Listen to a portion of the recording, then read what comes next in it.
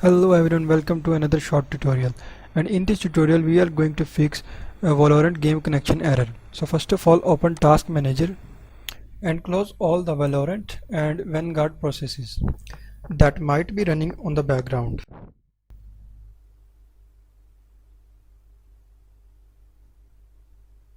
After that, go to the Start menu and search Apps and Features.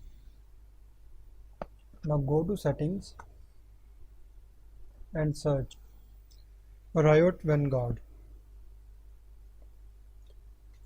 After that, click on Uninstall and uninstall Riot Vanguard.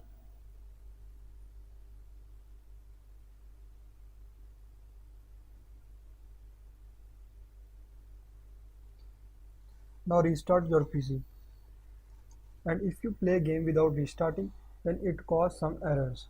After restart, open Valorant. It may take some time.